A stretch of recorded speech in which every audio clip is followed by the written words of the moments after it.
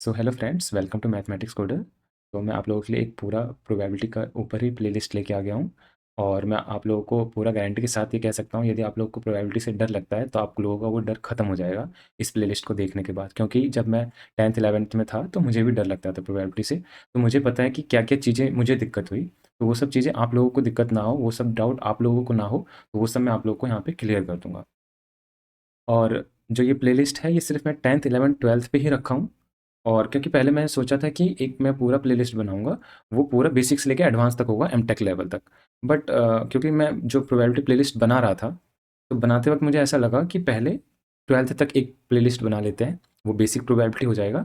और फिर 12th के बाद बीटेक वाला बना लेंगे, ताकि बीटेक के बच्चे जो एमटेक के बच्चे हैं या फिर जो बीएससी के बच्चे हैं वो लोग देख पाएँ। यदि उनकी प्रोबेबिलिटी अच्छी होगी, तो इसके ऊपर शॉर्ट्स वीडियो जो मैं बनाऊँगा 10th 11th 12th में, वो देख के बीटेक की वीडियो देख लेंगे। यदि किसी को ज़्यादा दिक्कत होता है प्रोबेबिलिटी में, तो वो मेरा ये पूरा प्लेलिस्ट देखने के बाद बीटेक या एमटेक के बच्चे उसको देख सकते हैं, सेकंड प्लेलिस्ट को। हाँ, यही था कि इस प्लेलिस्ट में काफ़ी अच्छे से मैं आप लोग को बताने वाला हूँ और कुछ नहीं। तो स्टार्ट करते हैं। पहला टॉपिक ये मैंने रखा है कि हम ये देखेंगे कि प्रोबेबिलिटी का क्या-क्या यूज़ है, कितना यूज़ है। क्योंकि लिए प्रोबेबिलिटी का मोटिवेशन हम लेंगे कि विदाउट प्रोबेबिलिटी हम आगे हायर स्टडी नहीं कर सकते। यदि हमें कुछ अच्छा करना है, अच्छा फ़ील्ड में जाना है, तो बिना प्रोबेबिलिटी के आप लोग जा ही नहीं सकते, चाहे वो कोई सा भी फ़ील्ड हो, चाहे वो आप लोगों का फाइनेंस का फ़ील्ड हो या फिर बायो का फ़ील्ड हो या फिर आपका अकाउंटेंट बनना हो या फिर आपको रिसर्च में जाना हो, ठीक है? तो आप लोगों को प्रोबेबिलिटी आनी चाहिए, प्रोबेबिलिटी एंड स्टैटिक्स। प्रोबेबिलिटी और स्टैटिक्स दोनों भाई-भाई हैं, दोनों साथ में ही चलते हैं, ओके? सो स्टार्ट करते हैं। Why do we need probability?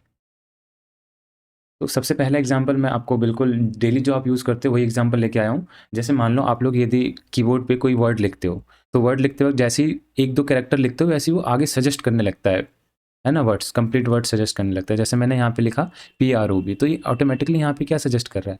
Probability, problem. तो ये कैसे हो पा रहा है? इसके पीछे भी हमने क्या किया है? एल्गोरिदम बनाए हैं। उस एल्गोरिदम में यहाँ पे प्रोबेबिलिटी का यूज़ हुआ है। Okay? So let's see the next example. AI image generation. तो एआई इमेज जनरेशन, जैसे चैट जीपीटी पे हम यदि बोलेंगे जनरेट कैट इमेज, तो वो क्या करेगा? कैट इमेज एक जनरेट कर देगा। तो वो चैट जीपीटी कैट इमेज क्यों जनरेट कर पाता है? क्योंकि चैट जीपीटी ने क्या किया है? कैट का डिस्ट्रीब्यूशन लर्न कर रखा है। चैट जीपीटी के पीछे जो मॉडल है, उस मॉडल को ट्रेन किया गया है और वो मॉडल ट्रेन होके कैट का डिस्ट्रीब्यूशन और किसी भी चीज़ का डिस्ट्रीब्यूशन उसने लर्न कर लिया, सबका डिस्ट्रीब्यूशन। जब हम उसका बोलते हैं तो उसका डिस्ट्रीब्यूशन वो जनरेट कर देता है, और जैसे वो डिस्ट्रीब्यूशन वो जनरेट करता है वो कैट बन जाता है। तो ये जो डिस्ट्रीब्यूशन है ना, ये बहुत इंपॉर्टेंट है। मतलब ए आई एम एल के फील्ड में इतना इंपॉर्टेंट है, कुछ कहने का नहीं, बहुत ज़्यादा इंपॉर्टेंट है। अभी मैं रिसर्च कर रहा हूँ, तो मतलब ऐसा समझो कि हर जगह ये डिस्ट्रीब्यूशन आता है। बिना डिस्ट्रीब्यूशन के काम ही नहीं चलता। मतलब ऐसा कोई एक रिसर्च पेपर मैंने नहीं पढ़ा है जहाँ पे डिस्ट्रीब्यूशन ना होता हो, क्योंकि हमें डेटा के बारे में बताना है कि डेटा वो कैसा है, वो कोई एक डिस्ट्रीब्यूशन फॉलो कर रहा होगा, तो उसमें हमें बताना पड़ता है सब चीज़ें। ओके, सो नेक्स्ट एग्जांपल देखते हैं। YouTube, Netflix recommendation. तो हम लोग क्या करते हैं, जब भी कोई वीडियो देखते हैं तो नीचे और भी वीडियो आ जाते हैं। जैसे हम ये वाला वीडियो देख रहे हैं, तो नीचे ये और भी वीडियो सजेस्ट करने लगता है। तो ये सजेस्ट कैसे करता है? इसके पीछे एल्गोरिदम लिखा गया है। उस एल्गोरिदम में भी प्रोबेबिलिटी का यूज़ होता है, स्टैटिक्स का यूज़ होता है। अब यूट्यूब वाले को फ़ायदा क्या होता है? एक वीडियो देख रहे हो, उससे रिलेटेड वीडियो दिखाने का, उससे यूट्यूब को ये फ़ायदा होता है कि जितना ज़्यादा रिलेटेड वीडियो होगा उतना ज़्यादा हम देखेंगे, जितना ज़्यादा हम देखेंगे उतना ज़्यादा वो लोग हमें एड्स दिखाएँगे, जितना ज़्यादा हम लोग एड्स देखेंगे उतना ज़्यादा यूट्यूब वाले कमाएँगे। तो इसलिए इससे यूट्यूब वाले को फ़ायदा होता है, तो वो लोग इस टाइप के एल्गोरिदम्स बनाते रहते हैं। तो इसलिए जो यूट्यूब में काम करते हैं एम्प्लॉयी, उनकी हाई सैलरी होती है, क्योंकि वो लोग ऐसे एल्गोरिदम्स बनाते हैं जिससे यूट्यूब के बेनिफिट्स बढ़ते हैं, है ना? जब यूट्यूब वाला ज़्यादा कमाएगा तो सैलरी भी ज़्यादा देगा। तो इस टाइप के एल्गोरिदम आप लोगों को बनाना है, इस टाइप का कुछ अपना खुद का बनाना है, तो आप लोगों को प्रोबेबिलिटी आनी ही चाहिए। Probability and statics.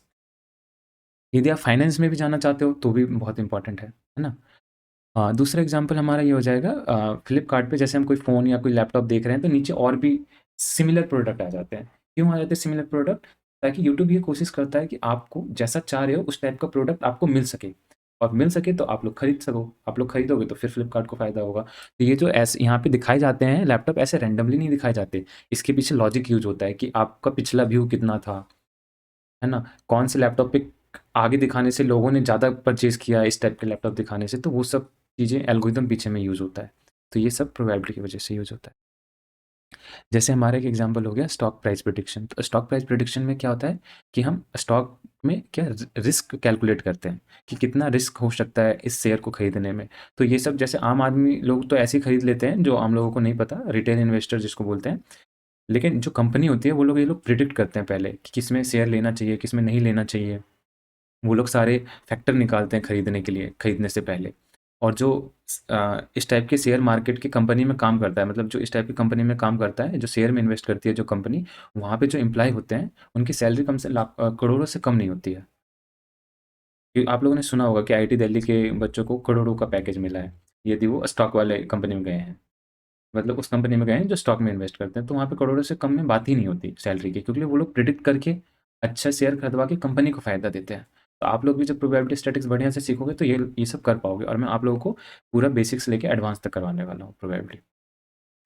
हमारा नेक्स्ट एक एग्जांपल और मैं आप लोग को बताना दिखाने के लिए यहाँ पे रख रखा हूँ। जैसे ये हमारा क्या है, रोबोट है।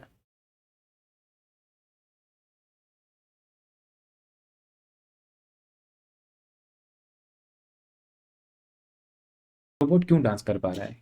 अब इस रोबोट को भी ट्रेन किया गया है, इसमें भी मॉडल फिट गए हैं, इसमें भी एजेंट है।